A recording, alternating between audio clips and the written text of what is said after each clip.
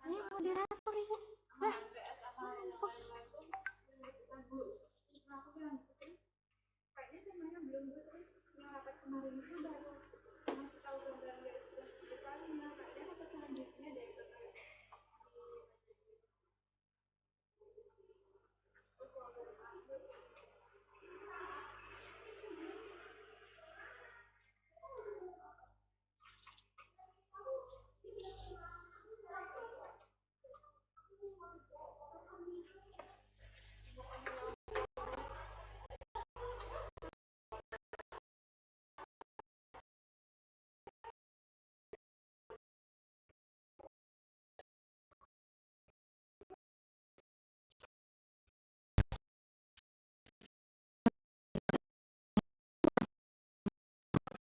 Waalaikumsalam warahmatullahi wabarakatuh.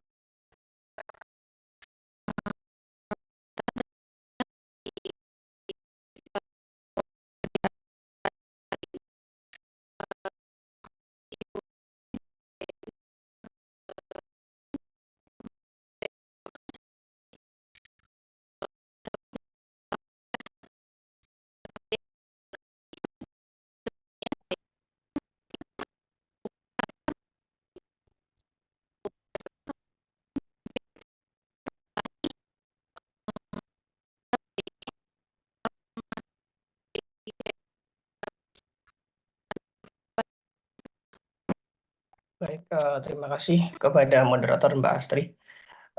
Sebelumnya, Assalamualaikum warahmatullahi wabarakatuh. Sebelumnya, apakah suara saya terdengar? Terdengar. Oke.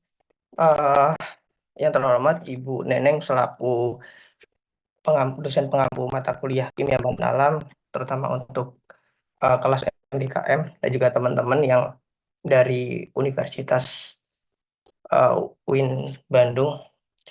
Pada kesempatan hari ini saya izin untuk mempresentasikan hasil review jurnal terkait dengan fitokimia dari bahan tanaman.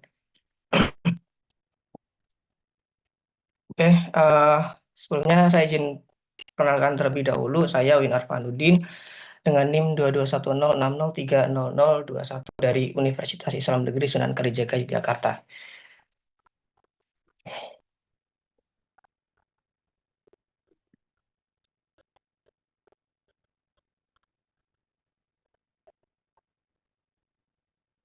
Baik, untuk jurnal yang saya review adalah jurnal dengan judul The Effective of Polar and Non-Polar Fraction of Ageratum Conizoid to Control Peanut Rust Disease and Phytochemical Screenings of Secondary Metabolites.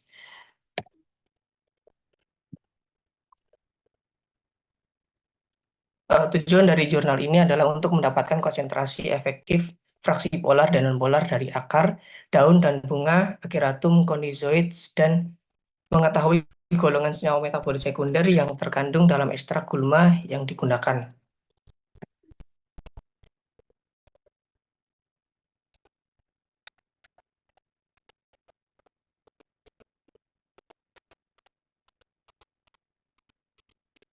Jadi pada jurnal ini tanaman yang dikaji adalah tanaman Ageratum conizoid atau bisa disebut dengan tanaman pondotan yang kita sebut di negara kita di Indonesia. Ageratum conizoid atau pondotan adalah tanaman yang sangat adaptif dan mudah ditemukan di berbagai tempat. Tanaman ini seringkali dianggap sebagai gulma karena kemampuannya tumbuh subur di berbagai kondisi. Nah, tanaman ini banyak tumbuh liar di persawahan di Indonesia.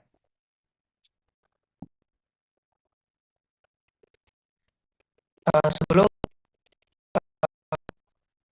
screening dari senyawa-senyawa yang ada dalam tumbuhan ini, perlu ada yang namanya preparasi dan juga ekstraksi dari sampel. Sampel yang dimaksud adalah sampel dari Ageratum conizoid. Nah, untuk ekstraksi sampel persiapannya yaitu akar, daun, dan bunga itu dipisahkan, kemudian dikeringkan dengan udara, artinya dijemur dan digiling untuk mendapatkan partikel halus. Kemudian dilakukan maserasi dalam metanol dan enheksan. Metanol untuk fraksi polar dan enheksan sebagai pelarut non-polar. Dilakukan secara terpisah selama 18 jam setelah mengocok suspensi menggunakan pengocok orbital selama 4 jam pada 100 rpm. Kemudian supernatan dikumpulkan setelah penyaringan dan ekstrak yang mengandung pelarut diuapkan menggunakan evaporator putar vakum. Ekstrak kasar disimpan pada suhu 4 derajat Celcius dan dalam keadaan gelap sebelum digunakan. Jadi tadi setelah senyawanya diekstrak baik dari ekstrak yang menggunakan pelarut polar dan non polar itu disimpan dalam suhu 4 derajat Celcius dan disimpan di dalam keadaan gelap sebelum kita menggunakan ekstrak tersebut. Nah, kemudian untuk tahap screeningnya ya ekstrak kasar tadi baik polar maupun non polar kemudian disaring untuk menentukan keberadaan alkanoid, flavonoid, tanin, saponin, dan terpenoid. Ini merupakan metode yang dikembangkan oleh Terase dan Evans pada tahun 1983. Nah, kemudian ini untuk identifikasi apakah senyawa tersebut mengandung alkaloid, flavonoid, tanin, saponin, dan juga terpenoid. Untuk identifikasi yang pertama yaitu identifikasi alkanoid. Jadi secara singkat alkanoid dideteksi menggunakan uji Mayer dan reagen Wagner. Sedimentasi atau presipitasi pada bagian bawah ekstrak menunjukkan hasil positif. Jadi ada sedimentasi itu artinya ada pengendapan. Endapan itu menghasilkan kesimpulan bahwa itu mengandung alkanoid. Kemudian untuk uji flavonoid, flavonoid ditentukan dengan menggunakan magnesium dan asam klorida. Jika menunjukkan warna merah, itu menunjukkan bahwa itu ada senyawa flavonoid di dalam ekstrak tersebut. Kemudian yang ketiga ada tanin. Untuk mendeteksi tanin itu menggunakan FeCl3 dan gelatin. Nah, perubahan warna dari adanya tanin setelah direaksikan dengan FeCl3 atau endapan putih setelah ditambahkan gelatin. Jadi ketika ada endapan putih berarti ada senyawa tanin di situ.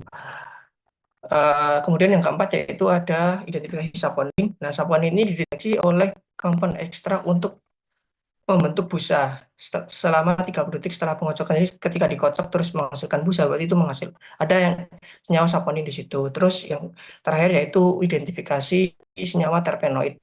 Terpenoid dideteksi menggunakan reagen Lieberman, Burchard, dan H2SO3. Dan keberadaan terpenoid hijau muda menjadi hijau tua atau biru tua menunjukkan ditunjukkan oleh cincin coklat kemerahan setelah direaksikan dengan H2SO3. Jadi setelah direaksikan dengan H2SO3 terus terbentuk cincin coklat kemerahan itu menandakan bahwa ekstrak tersebut mengandung terpenoid.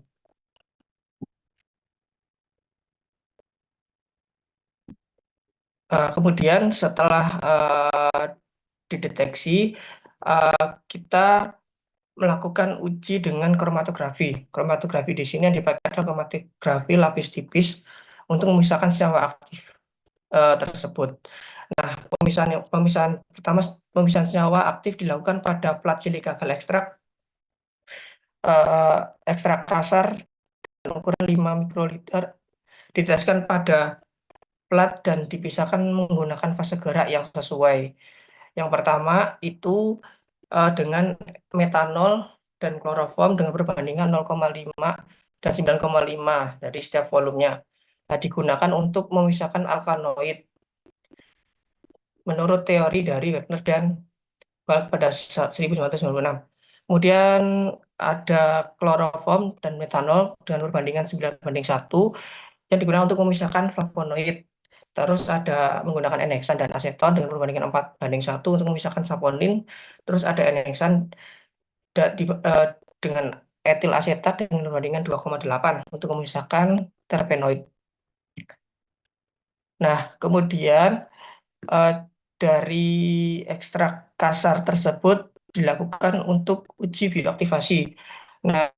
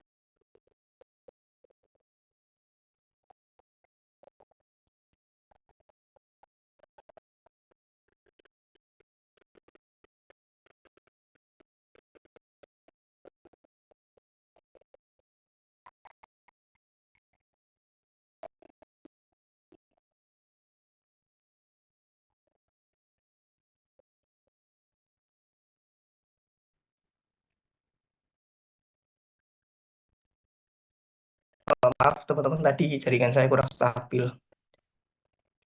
Apakah bisa dilanjut lagi?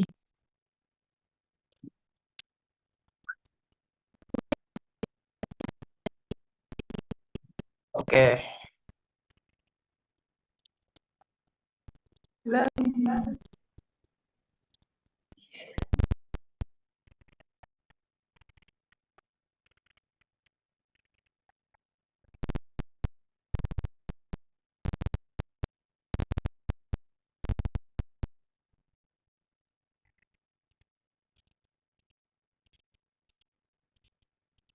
Tadi kalau nggak salah sampai di uji bioaktivasi ya. Jadi sesuai dengan tujuannya itu untuk membandingkan dari fraksi polar dan molar itu berapa banding berapa yang paling efektif untuk mencegah terjadinya karat pada kacang. Nah, untuk aksi uji bioaktivasi ini, perlakuan disusun dalam rancangan ekstrak lengkap dengan 3 faktor. Untuk faktor yang pertama adalah polaritas pelarut yang digunakan untuk mengekstrak sampel. Eh, fak- untuk metanol sebagai pelarut polar dan enheksan sebagai pelarut nonpolar. Kemudian untuk faktor yang kedua adalah 3 bagian akhir atom.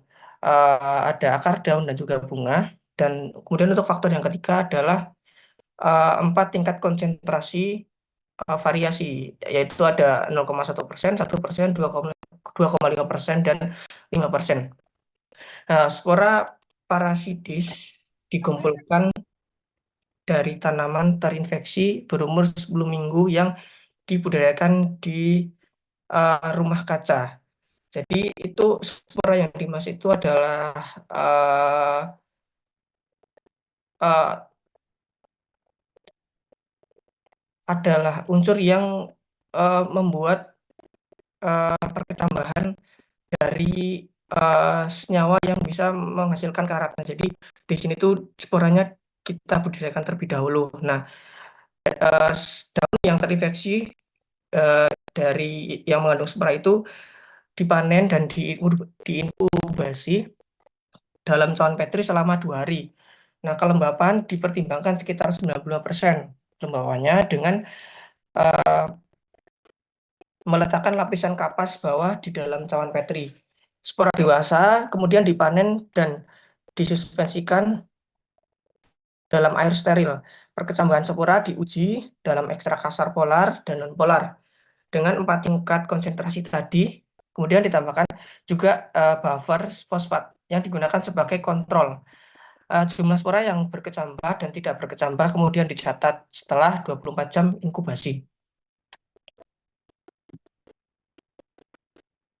Spora parasitis ya, dikumpulkan dari tanaman terinfeksi berumur 10 minggu. Oh ya, ini tadi ya, maaf, ini kedouble.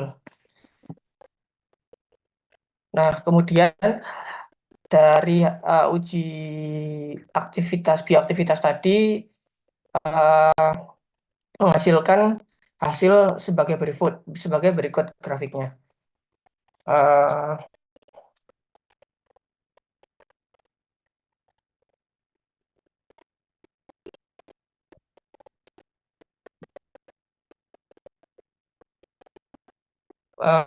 untuk hasil dari uji bioaktivitas pada konsentrasi yang sama dari ekstrak polar dan non polar, terutama 1%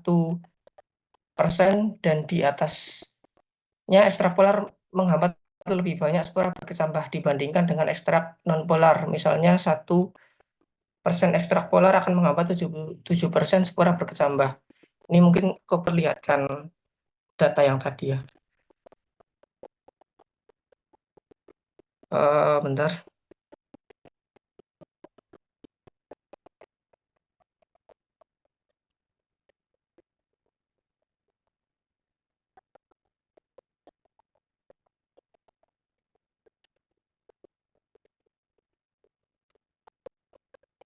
Ini untuk hasilnya ya, ekstrak polar dan non polar dari akar, daun, dan bunga dengan 4 tingkat konsentrasi tadi diuji menggunakan efektivitas ekstrak terhadap perkecambahan spora karat kacang tanah. Nah, pada konsentrasi yang sama dari ekstrak polar dan non polar, terutama 1%. Mungkin teman-teman bisa lihat di 1% ini yang gambar A.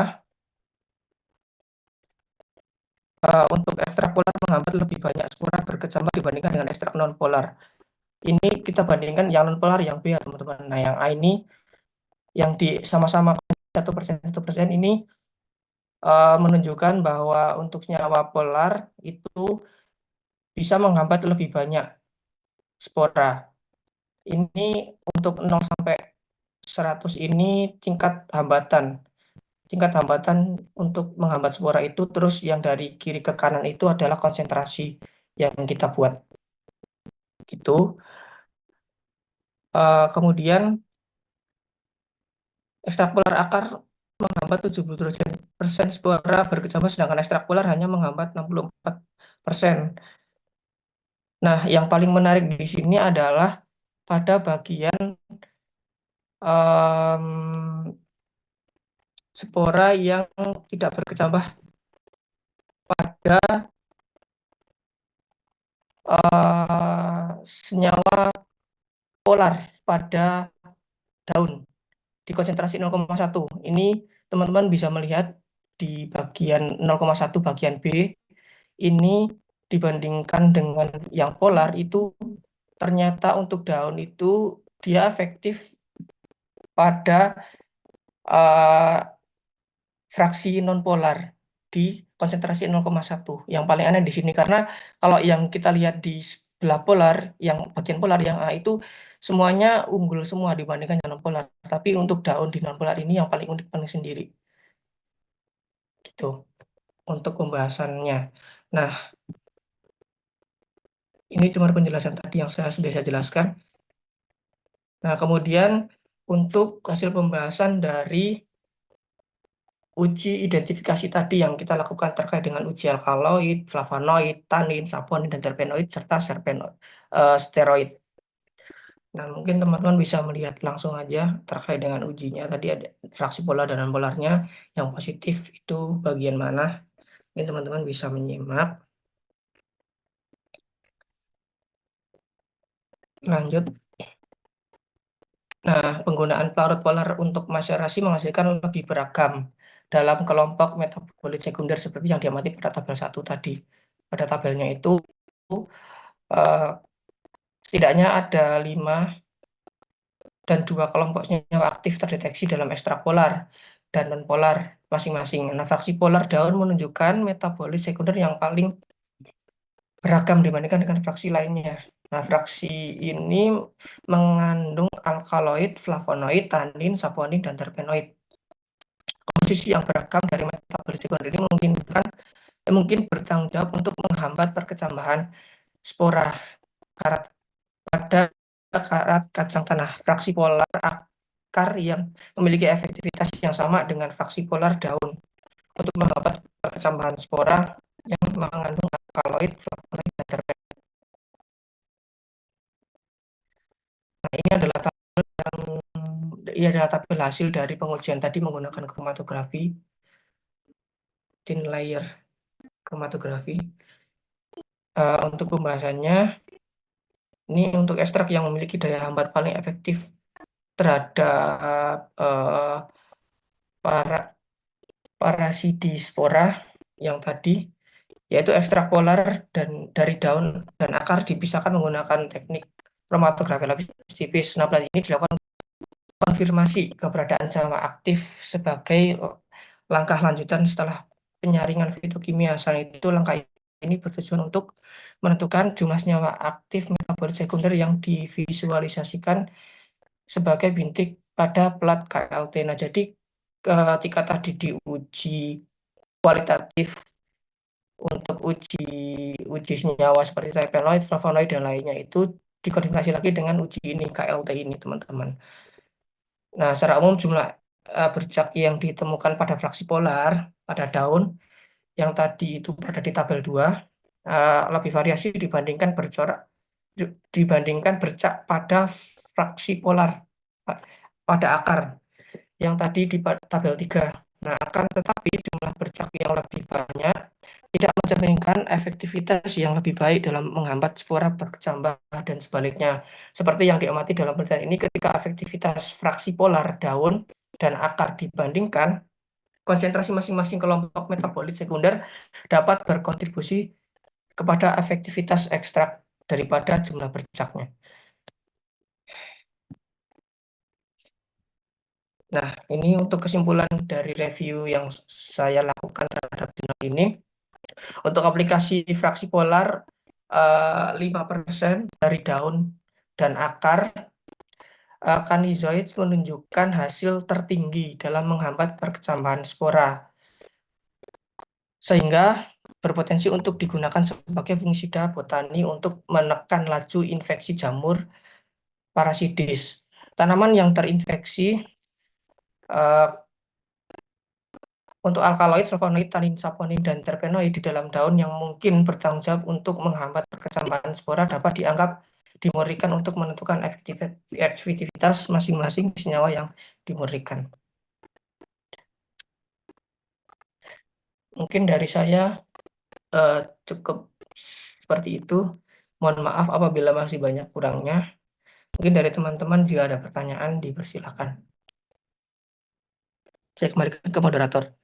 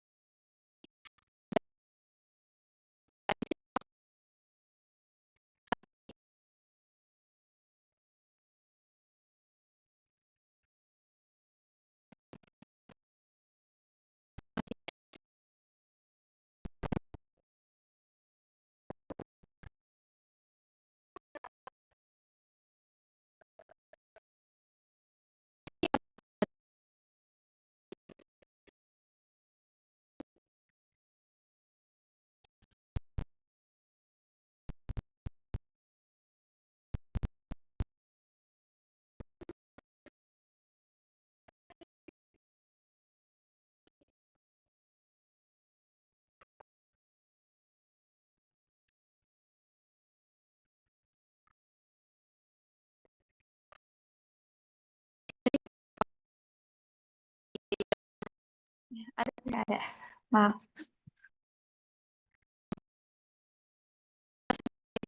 Oke, sebentar ya.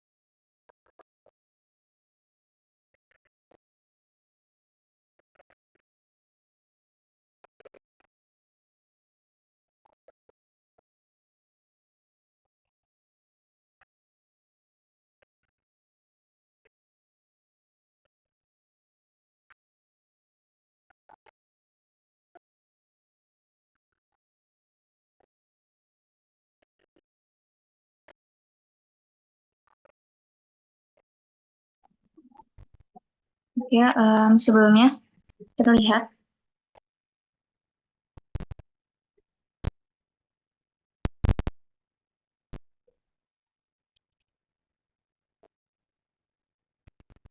Ya. Assalamualaikum warahmatullahi wabarakatuh. Sebelumnya izin perkenalkan diri, saya Sri Rahayu dengan NIM 122208005. Sebelumnya izin open ya, takutnya suaranya kurang terdengar karena jaringannya di sini lumayan agak sedikit terganggu gitu. Nah, adapun langsung saja ya. Untuk analisis jurnal yang saya lakukan itu mengenai Sokan effect on phenolics irritants, antioxidant activity, antibacterial activity, and pancreatic lipase inhibition of noni-Moringa citrifolia L fruit extract. Adapun terisi pada paper ini yang pertama itu ada perkenalan, pendahuluan, itu adalah hasil diskusi dan kesimpulan. Yang pertama itu saya mengambil analisis jurnal mengenai buah mengkudu atau dengan nama Latin Moringa citrifolia L. Adapun ini untuk klasifikasi tumbuhan dari yang saya pilih, yang pertama itu mengkudu ini termasuk ke Kingdom Plantae, subkingdom Racebionta. Langsung saya ke divisi, yaitu divisi Magnoliophyta.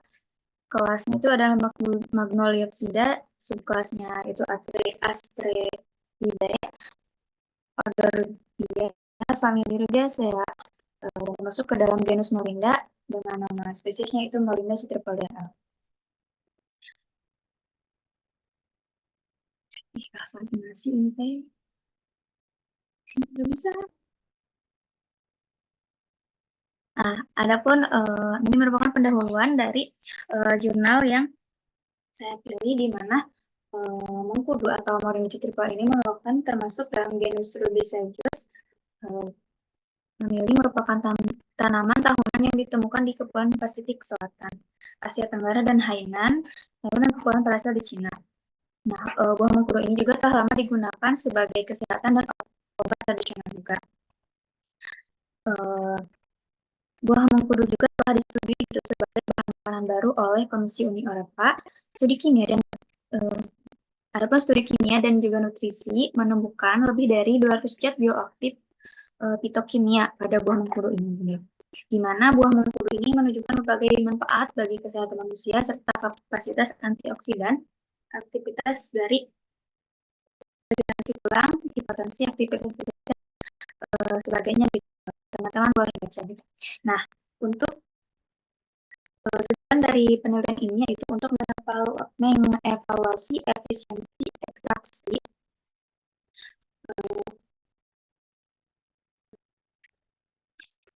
komposisi ekstrak bioaktivitas pelarut tradisional dan DS terhadap fitokimia dari buah ini atau buah Morinda citrifolia.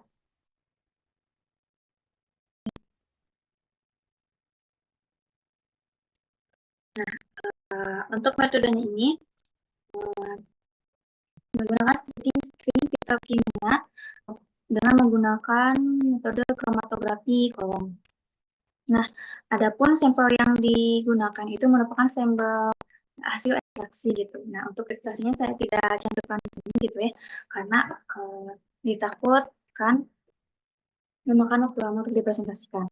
Nah, yang pertama itu fitokimia dari NF atau Morinda citrifolia ini diidentifikasi menggunakan sistem Ultima 300UH filtrasi yang dilakukan dengan spektrometer massa termosentrifug aktif. Nah, pemisahan dilakukan menggunakan Eurobag Eclipse STB C18 kolom. Ataupun penentuan kromatografi ini dilakukan menurut kondisi berikut, yaitu plasma-balnya adalah 0,1% asam format dalam metanol dan 0,1% asam format dalam air ultramurni pada laju alir 0,2 ml per menit dengan volume injeksi yaitu 4 ml. Program dari ini kan 0 sampai 14 menit, kemudian 14 sampai 20 menit, kemudian 20 sampai 22 menit. Untuk kelipatan itu 2 menit ya. Nah, untuk pengaturan masanya gitu dilakukan dengan tenggangan semprot 3,2 kV, suhu kapilnya itu 300 derajat Celcius dengan gas selubung 40 liter per jam, gas tambah itu 15 liter per jam. Untuk ini termasuk asam fenolik, flavonoid, iroid, scopolamine diidentifikasi dengan membandingkan waktu retensi, spektrum massa, berat molekul, serta data referensi dalam Google. Adapun ini adalah hasil dari fitokimia yang dilakukan. Yang pertama yaitu untuk senyawa golongan flavonoid itu sendiri terdapat di puncak 6, puncak 10, puncak 11, dan puncak 17. Nah, ini dibuat untuk kategori ini di sini. Nah, untuk rutin dan juga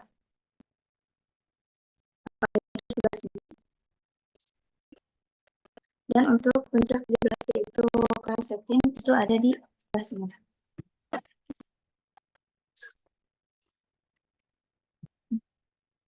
Nah, untuk metode dari analisis antioksidannya itu em, di jurnal itu tidak dicantumkan, hanya mereferensikan ke jurnal lain dan itu nggak bisa terbuka ya. Jadi aku cantumin aja hasil analisis dan korelasi antara fitokimia dan bioaktivitasnya itu. Di mana di sini terlihat bahwa ada asetil peroxidic acid itu berkorelasi sangat kuat dengan larut aditif S+. Dan untuk menurut Tin, itu berkorelasi kuat dengan PIC. Untuk anilin juga berkorelasi kuat dengan TPC. Antara korelasi ini itu tinggi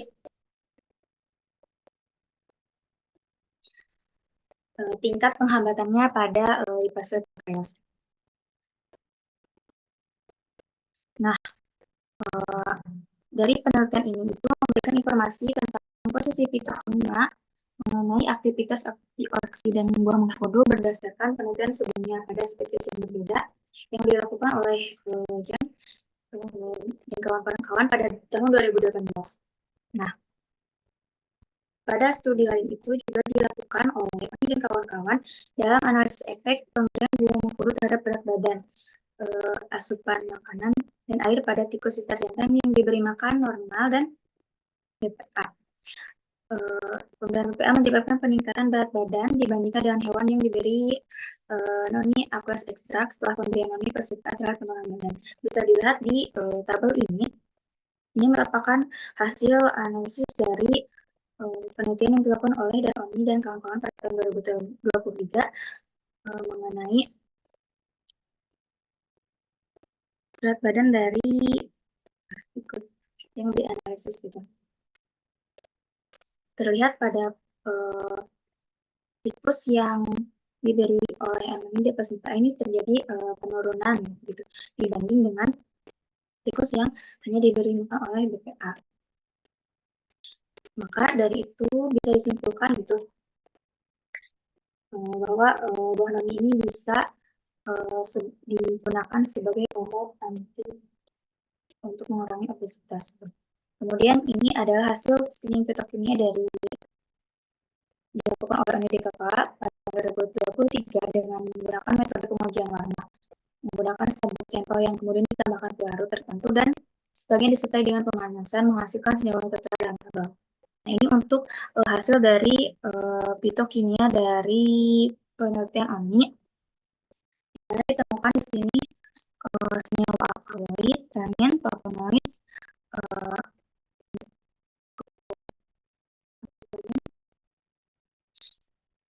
dan seterusnya.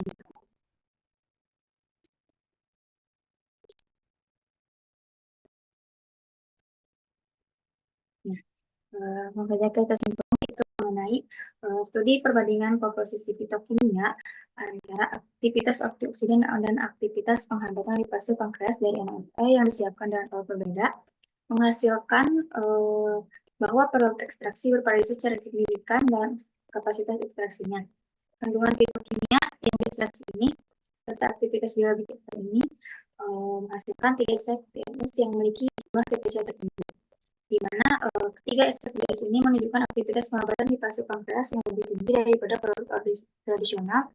Dan selanjutnya, korelasi kuat juga diamati antara komposisi fitokimia dan bioaktivitas dalam melakukan analisis mitokarya. Temuan ini menunjukkan bahwa buah mengkodo itu dapat menjadi sumber senyawa aktif biologis yang berharga dan dapat diekstraksi untuk digunakan dalam industri makanan dan farmasi. Cukup sekian presentasi yang bisa saya sampaikan. Kurang lebihnya mohon maaf. Saya akan berikan kepada moderator.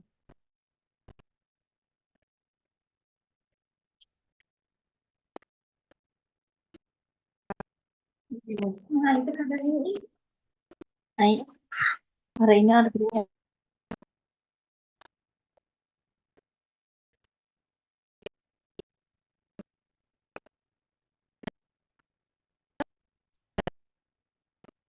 Sudah.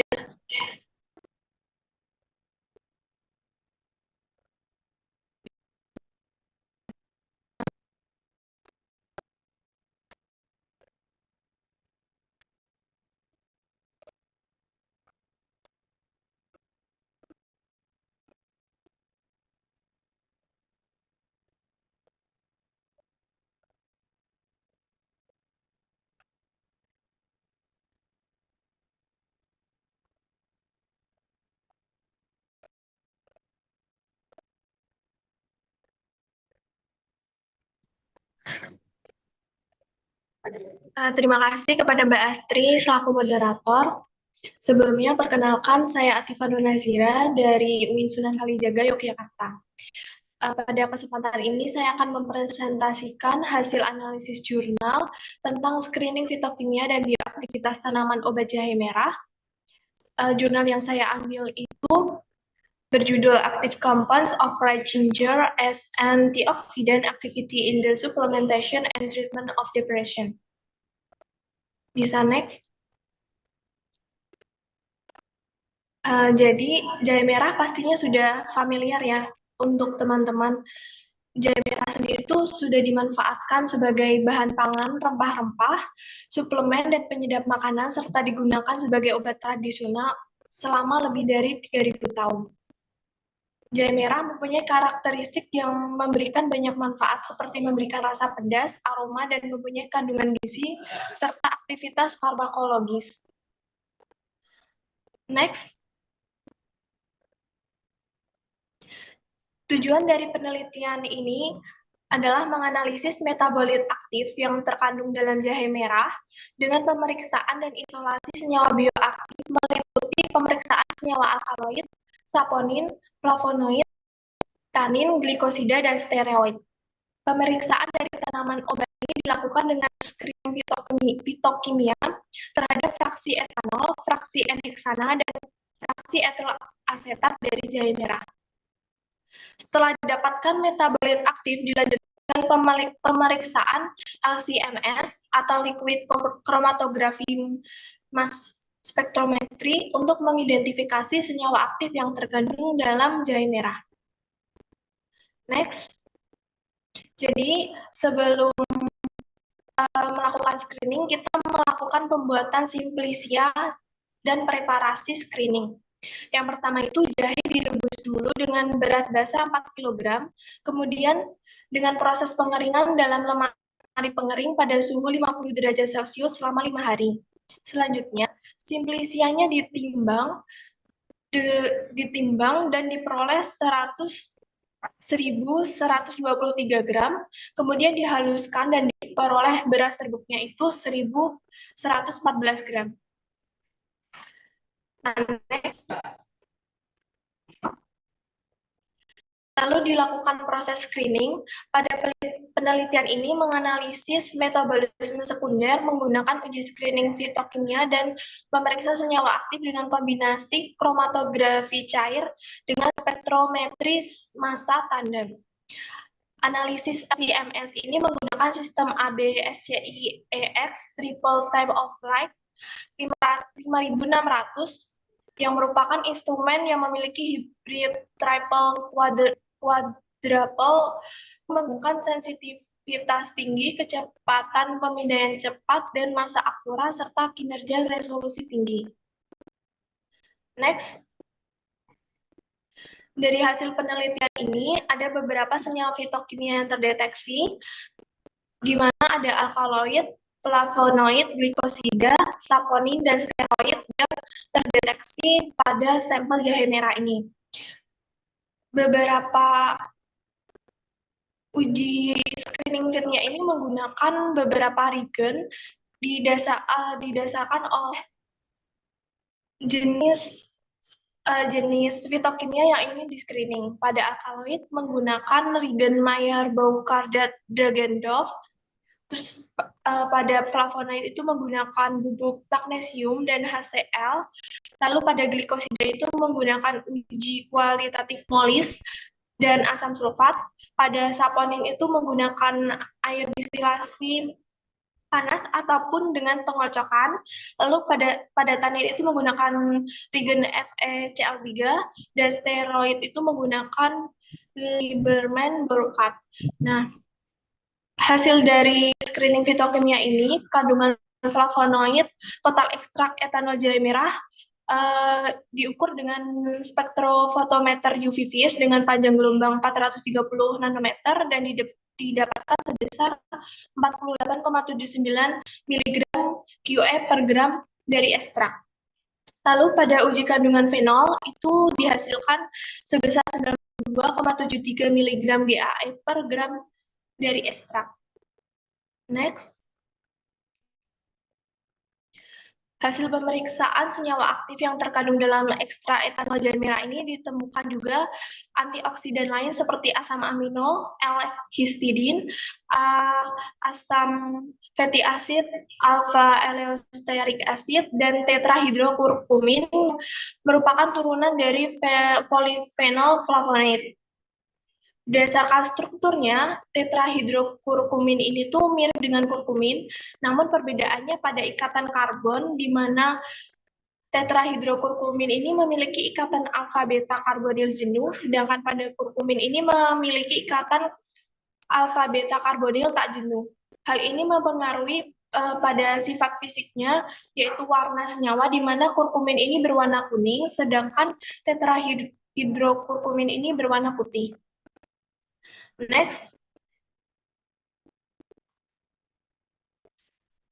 Lalu dalam jurnal ini dibahas tentang uji bioaktivitasnya sebagai antioksidan dan juga antidepresan.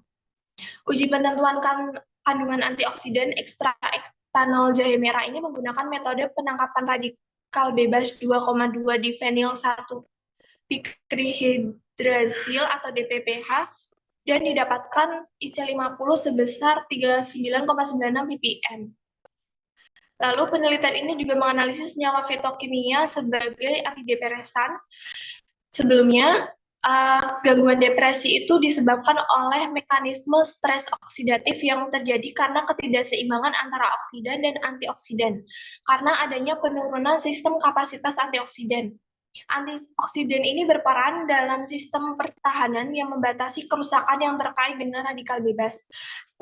Stres oksidatif didefinisikan sebagai kelebihan spesies oksigen reaktif dan kurangnya respon antioksidan yang menyebabkan peradangan, neurodegenerasi, kerusakan jaringan, dan kematian sel.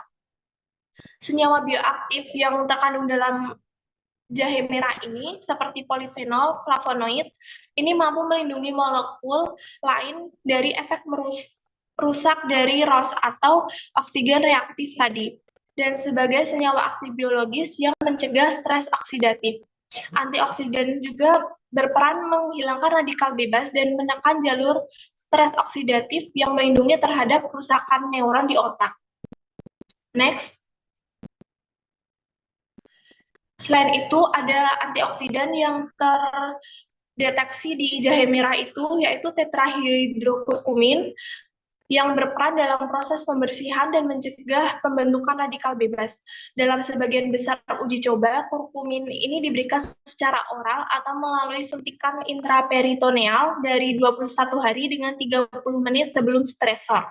Ketika kurkumin ini diberikan sebelum stresor, efek antidepresan dan ansiolitik pada hewan umumnya diamati, sebagaimana diukur dengan perubahan perilaku, nafsu makan, sosialisasi, dan penurunan berat badan. Next. Kesimpulan dari penelitian dalam jurnal ini, penggunaan ekstrak etanol jahe merah berpotensi dimanfaatkan sebagai suplementasi dan pengobatan gangguan depresi karena mengandung senyawa aktif seperti alkaloid, flavonoid, dan antioksidan tetrahidrokurkumin. Jahe merah juga mengandung asam amino, asam lemak yang tinggi. Senyawa alami dengan aktivitas antioksidan ini menjadikan sebagai strategi untuk menghindari atau menunda timbulnya gejala depresi atau sebagai alternatif yang lebih aman untuk obat-obatan yang tersedia saat ini. Next. Lalu ada juga di sini menyertakan uji bioaktivitas pada studi lain atau penelitian lain. Pada penelitian Masniah 2021, aktivitas ekstrak jahe merah ini digunakan sebagai imunomodulator. Pada penelitian ini jahe merah itu diteliti sebagai senyawa yang mampu mempengaruhi sistem kekebalan tubuh manusia. Ekstrak etanol jahe merah dengan senyawa aktif geraniol dapat memberi efek peningkatan aktivitas fagositasi sel makrofag pada konsentrasi 500 ppm. Ekstrak jahe merah juga berperan dalam proliferasi sel limfosit, di mana ekstrak jahe merah ini meningkatkan proliferasi sel limfosit. Lalu pada penelitian Putra 2022, aktivitas tetrahidrokurkumin ini juga dapat mengurangi infiltrasi sel dan inflamasi. Senyawa ini merupakan senyawa turunan kurkumin dengan tingkat keamanan dan bioavailabilitas yang baik, serta diketahui memiliki efek antiinflamasi yang terbukti baik untuk jaringan paru-paru. Pada penelitian ini melakukan uji bioaktivitas untuk antiinflamasi ini pada objek mencit yang dapat menurunkan infiltrasi makrofag sebesar 64%, produksi mukus sebesar 89%, dan eosinophils sebesar 86%. Next. Pada aplikasinya, pada penelitian Widowati 2018, jahe merah ini dibuat dalam produk teh jahe yang dikombinasikan dengan bunga telang. Aktivitas antioksidan kombinasi teh jahe dan bunga telang ini ditemukan bahwa kandungan fenolik dalam jahe memberikan kontribusi terhadap aktivitas antioksidan yang kuat. Pencapaian ini dibuktikan dengan nilai IC50 yang rendah, di mana jahe secara signifikan menghambat kerusakan radikal bebas. Lalu, produk yang saya temui itu di penelitian Nur Hadi 2024, jahe merah ini dalam sediaan bubuk dengan metode pelapisan aquaresin. Analisis aquaresin jahe merah bubuk ini menunjukkan bahwa sampel yang dihasilkan dengan metode pelapisan menunjukkan kandungan fenolik total yang lebih tinggi dibandingkan dengan sampel yang diperoleh melalui pengeringan vakum. Next. Terima kasih. Mungkin itu yang dapat saya sampaikan. Mohon maaf atas kurang dan lebihnya. Saya kembalikan ke moderator.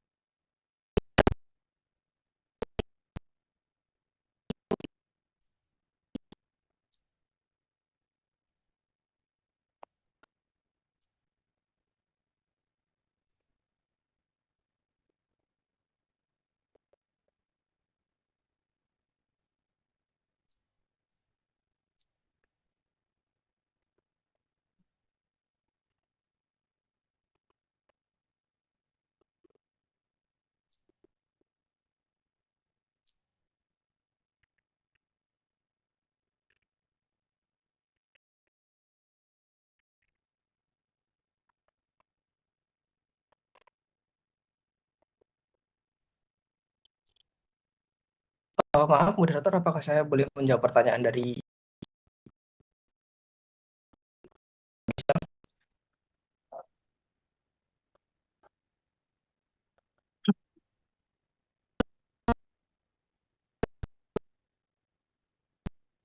Oke, sebelumnya ada pertanyaan dari teman kita, Mbak Gisel, di grup MBKM. Pertanyaannya yaitu, pada jurnal kan dijelaskan bahwa metode ekstraksi yang digunakan adalah maserasi. Nah, apa alasan memilih metode maserasi dan apa keunggulan dari metode maserasi? Nah, oke, mungkin saya jawab secara singkat. Ini semoga benar jawabannya.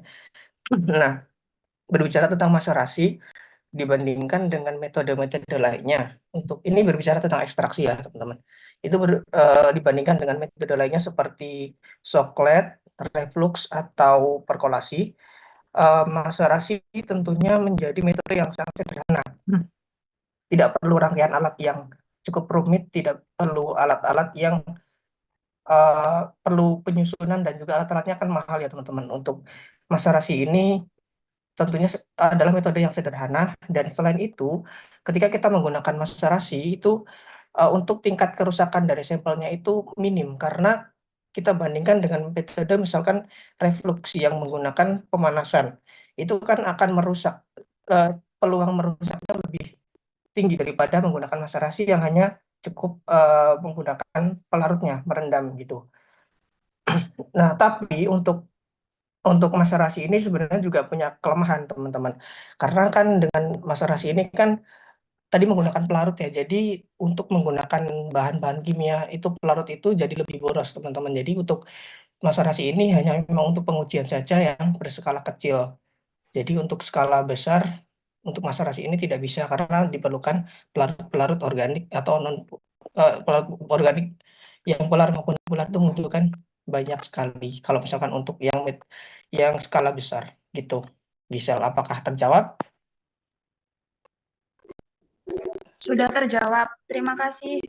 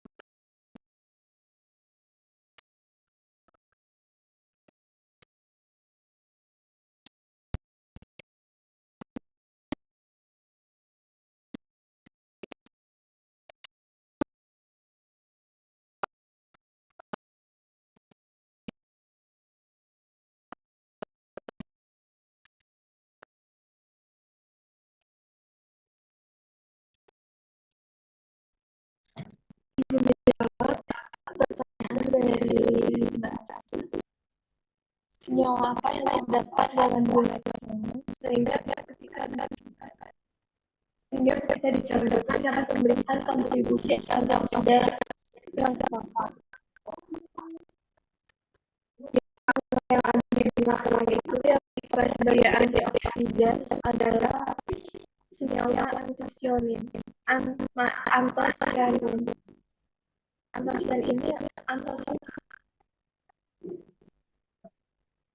Antosianin ini adalah pigmen alami yang memberikan warna biru atau ungu atau merah pada berbagai jenis tanaman, termasuk pada bulan malam.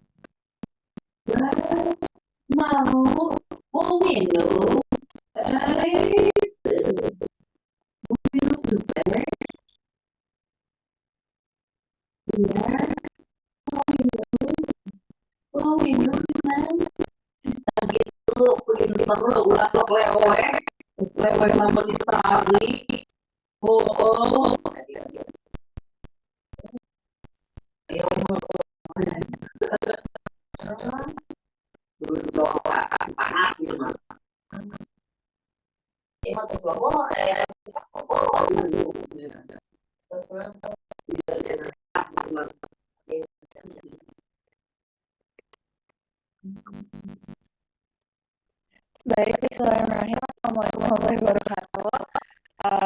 Halo semuanya, mohon maaf karena keterlambatan untuk presentasi kali ini. Saya Firda dari UIN Sunan Gunung Jati Bandung. Di sini saya akan mempresentasikan hasil analisis jurnal tentang screening kimia tanaman obat. Next. Di sini ada identitas artikel jurnalnya. Yang pertama yaitu judul artikel, yaitu Phytochemistry and Pharmacological Activities of Kimbopogon citratus. Ini review ya. Dengan keywords di sini ada phytochemical constituents, citral essential oil, pharmacological activities, sama lemon grass.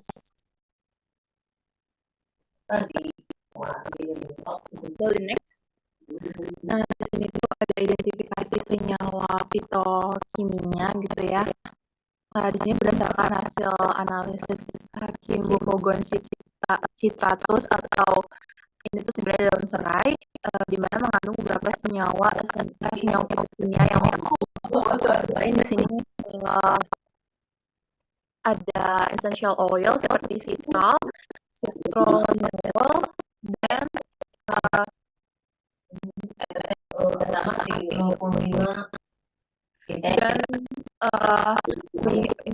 myrcene. Kemudian komponen utama dalam essential oil di sini juga disebut adalah citral yang terdiri dari isomer geranial dan nerol. Kedua isomer inilah yang memberikan pada serai dan bioaktivitas yang kuat. Kemudian daun serai juga mengandung flavonoid, terpenoid, fenol, alkaloid, dan tannin. Ini metode penelitian yang digunakan yaitu Berdasarkan hasil analisis, metode screening fitokimia yang digunakan pada ide tersebut dilakukan secara kualitatif dan kuantitatif, di mana metode yang digunakan adalah ekstraksi minyak esensial dengan teknik hidrodistilasi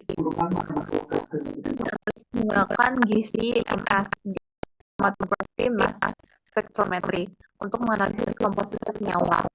Untuk senyawa-senyawa seperti flavonoid, terpenoid, dan fenolat dianalisis dengan metode dan teknik kromatografi yang lainnya. Next.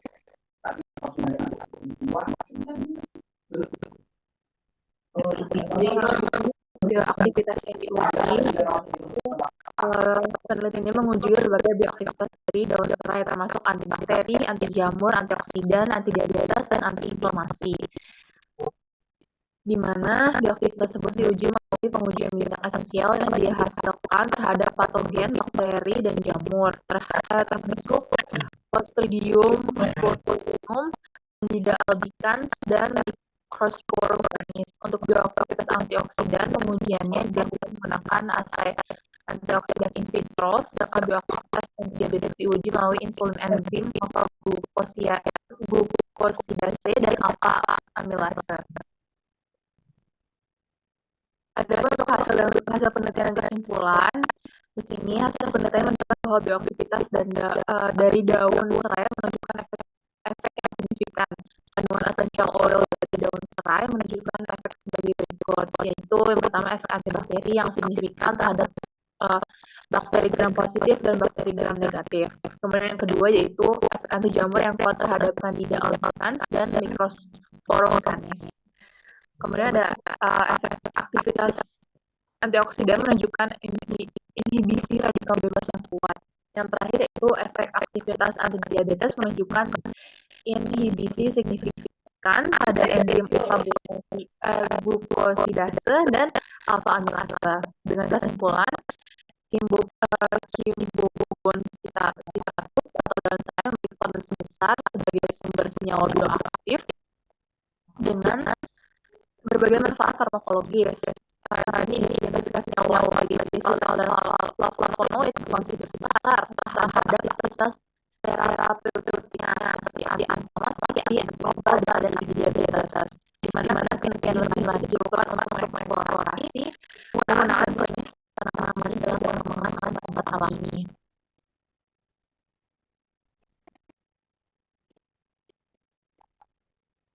Kemudian di sini ada strukturnya dan senyawa dalam bisa dilihat ya teman-teman. Boleh next itu PPT-nya. Oke, thank you. Di sini ada flavonoid, mana flavonoid ini adalah olifenol yang ditemukan dalam buah-buahan termasuk daun serai. Senyawa ini memiliki berbagai struktur dan fungsinya yang membuatnya berfungsi sebagai antioksidan dan antiobat dan berpotensi manfaat kesehatan lainnya. Ini flavonoid itu terdapat dalam organik seperti etanol dan metanol. Dan ini adalah air yang menyalakan dan bioavailabilitasnya dalam tubuh. Sebagai senyawa dengan aktivitas redoks yang tinggi, flavonoid bekerja sebagai antioksidan dengan menangkap radikal bebas dan melindungi sel dari kerusakan oksidatif. Selain itu, flavonoid juga dapat berinteraksi dengan enzim tubuh dan berbagai kimia. Berbagai next. Kemudian yang kedua ada terpenoid. Di sini juga termasuk kelompok yang berbasis sitokina yang memberikan alfa pada tanaman ini. Seperti yang sama daun serai yang aromatik ini dihasilkan oleh si terpenoid ini. Ini juga bermanfaat kesehatan seperti sifat antioksidan, anti-inflamasi, dan relaksasi. Senyawa ini juga berfungsi sebagai radikal alami terhadap serangga serta berguna dalam kontrol antibodi dan aromaterapi. Kemudian juga ada sel ini adalah terpenoid dengan fungsi 10 16 isomer citral terbagi jadi bentuk yaitu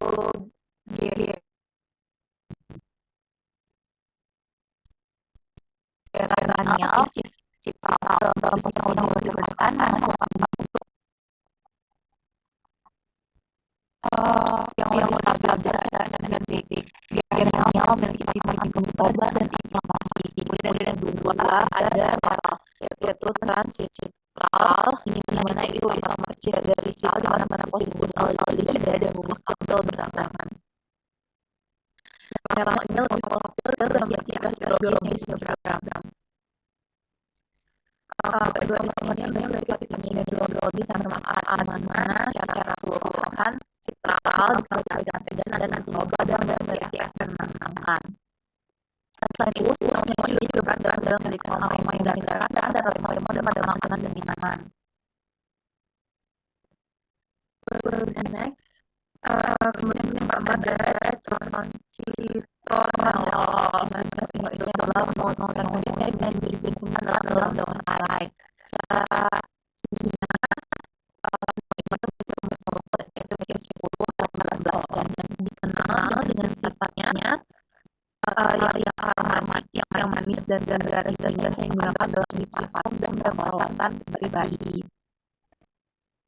Kemudian yang kelima, next.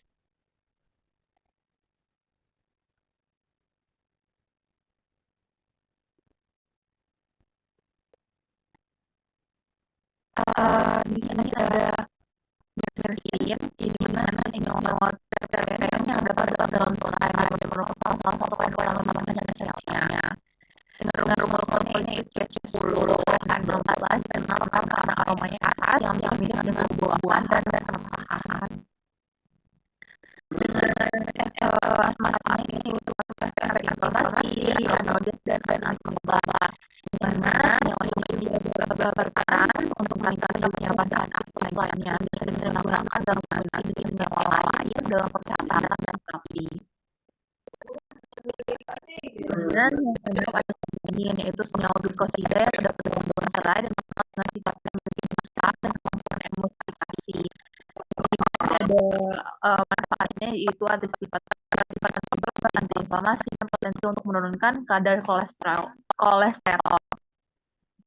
Dan juga berperan sebagai agen penambah rasa dan memiliki efek sebagai imunostimulan. Selain itu, sifat ini juga membuatnya bermanfaat dalam industri kosmetik dan farmasi. Kemudian ada alkaloid.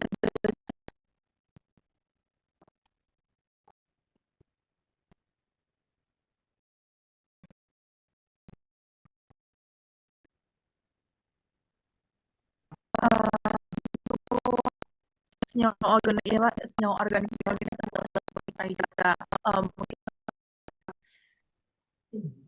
meningkatkan waktu kali ya. Bisa di next aja. Di sini ada senyawa fenolat, kemudian di next-nya ada senyawa yang apa namanya?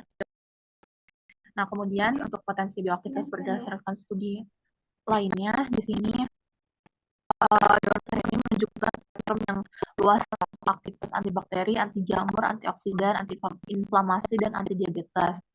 Ekstraknya ini terutama komponen seperti citral dan flavonoid telah terbukti efektif melawan berbagai mikroorganisme patogen termasuk bakteri gram positif dan gram negatif serta jamur patogen. Selain itu, senyawa fenolik dan flavonoid dalam daun serai ini memberikan kemampuan antioksidan yang signifikan yang dapat membantu melindungi tubuh dari kerusakan oksidatif dan penyakit degeneratif. Studi lain juga menunjukkan potensi tanaman ini di dalam mengatur kadar gula darah yang menjadikannya kandidat yang menjanjikan untuk terapi diabetes tipe 2.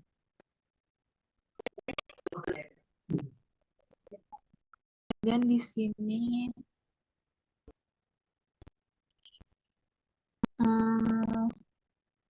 untuk aplikasi daun serai kali ya. Untuk aplikasi tradisional dan modern dari tanaman tersebut, yang pertama untuk tradisionalnya biasanya ada dipakai untuk daun serai itu yang untuk mengatasi perut kembung, gangguan pencernaan, dan mual. Kemudian bisa dipakai untuk antiinflamasi juga. Yang sebenarnya masih minyak dipakai oleskan ke tubuh.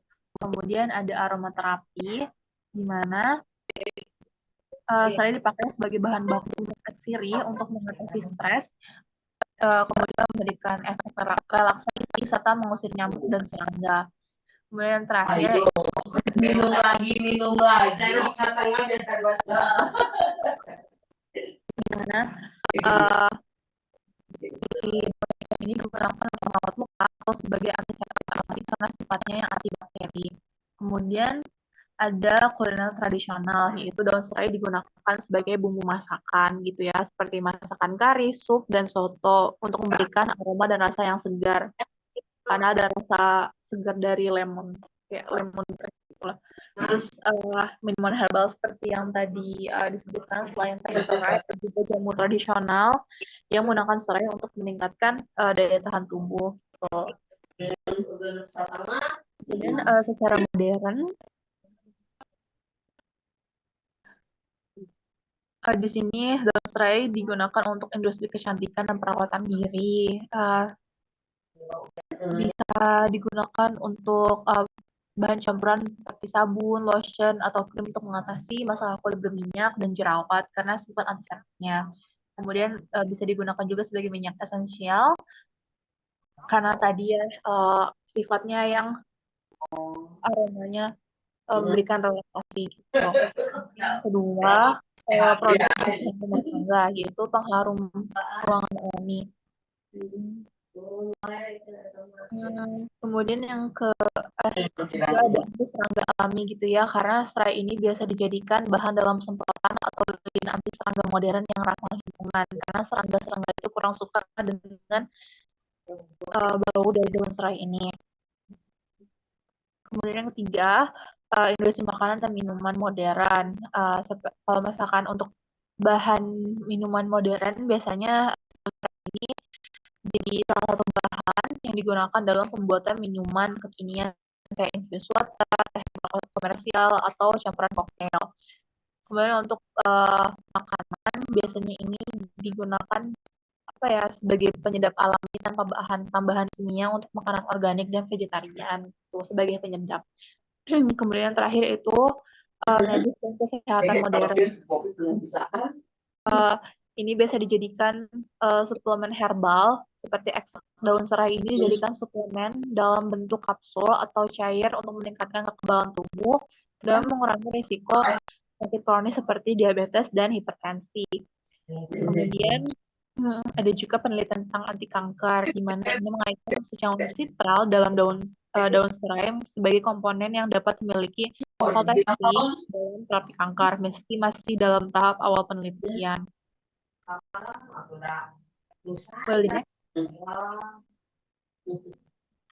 Di sini untuk evaluasi dan sarannya, evaluasinya itu keterbatasan dari studi yang ada pada artikel jurnal Indonesia menunjukkan bahwa meskipun Simbopogon citratus ini memiliki potensi bioaktivitas yang signifikan, penelitian ini masih terbatas dalam pengujian in vitro dan uji laboratorium tanpa adanya uji klinis pada manusia.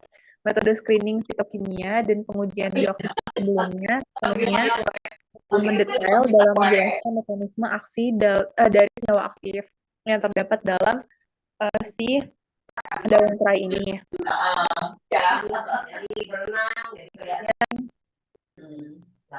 Selain itu, variasi geografis dalam komposisi kimia Simbopogon citratus belum sepenuhnya dipahami yang dapat mengaruhi konsistensi hasilnya.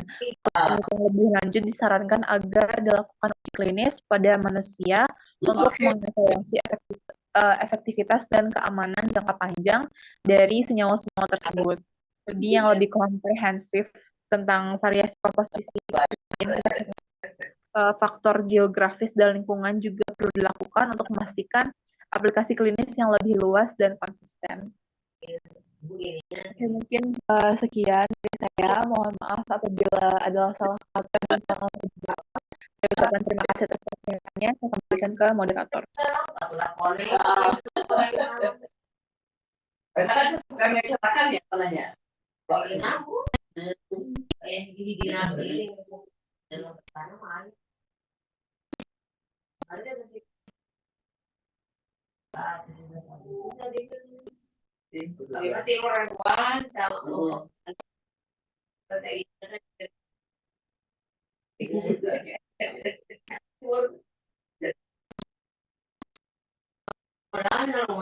Iya pasti datang sebelah agak mandinya. Iya.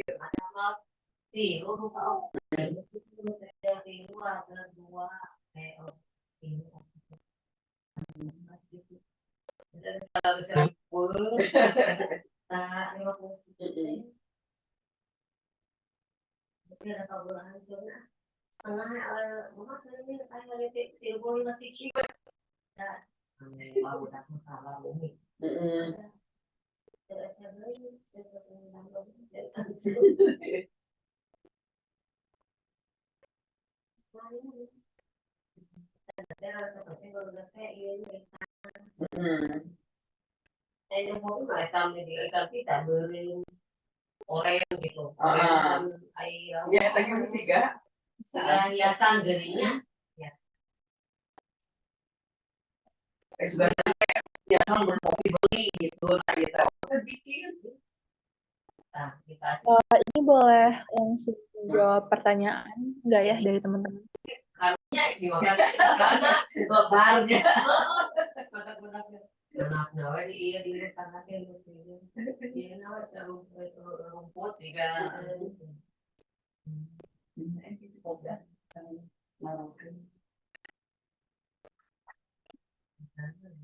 Kalau moderator ini boleh ngejawab pertanyaan dari teman-teman atau gimana? Agak biasa gitu.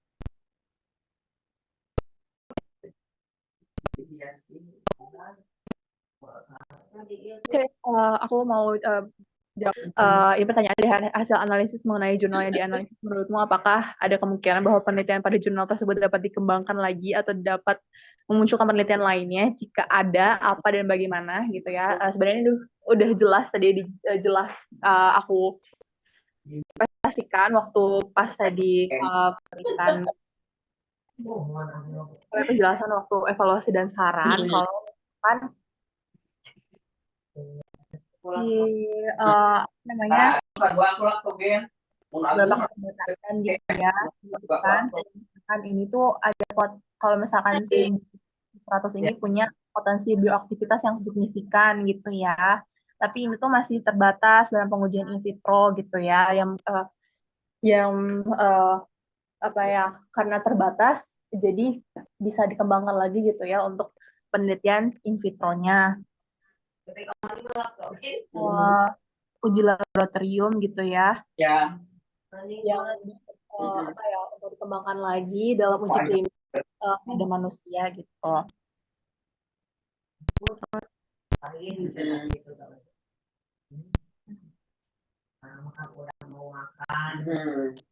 Karena tadi aku juga sempat bahas kalau misalkan si variasi dalam komposisi kimia Simbophogon citratus ini belum sepenuhnya dipahami, jadi sebelum dilakukannya penelitian lebih lanjut gitu ya, kita tuh harus dulu bahan-bahan komposisi apa aja sih beda antara daun serai yang satu dengan daun serai yang lain gitu ya, karena kondisi geografis dalam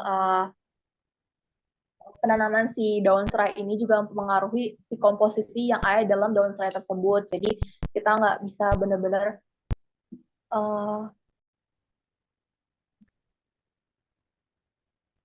kayak melakukan penelitian satu daun serai dengan daun serai yang lain, belum tentu hasilnya tuh sama. Misalkan penelitian A dengan daun serai A, kemudian penelitian A melakukannya hal yang sama ke daun serai B gitu ya, karena yang aku sebutkan tadi, kalau misalkan komposisinya bisa aja berbeda karena kondisi geografisnya begitu.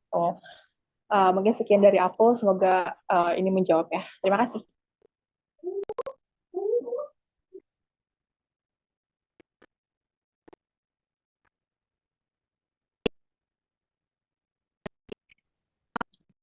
Jelas, mohon maaf tadi sebelumnya juga karena putus-putus, jadi pada saat sedang menjelaskan presentasi tidak terdengar.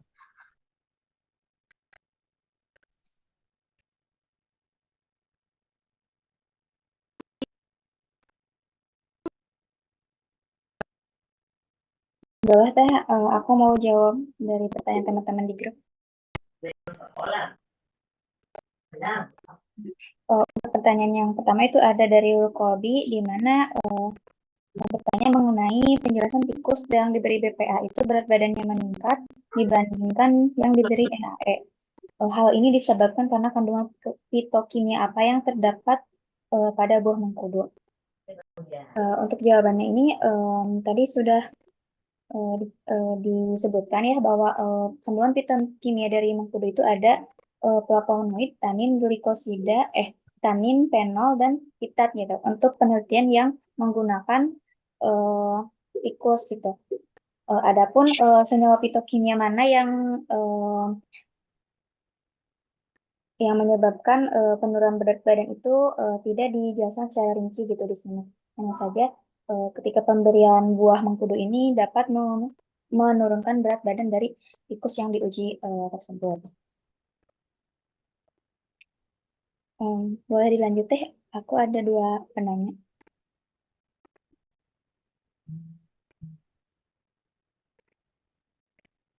Nah, baik, terima kasih teh.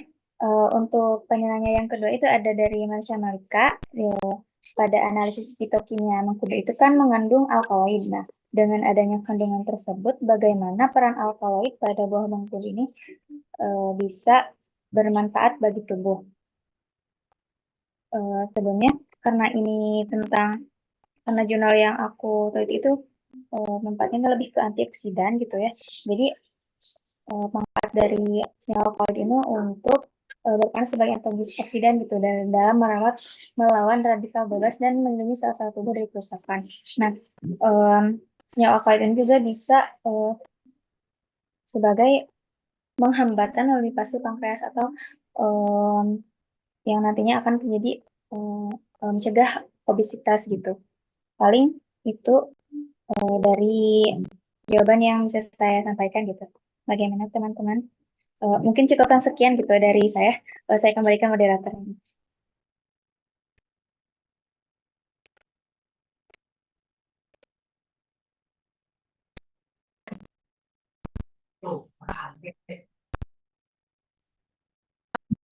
Sampai cukup.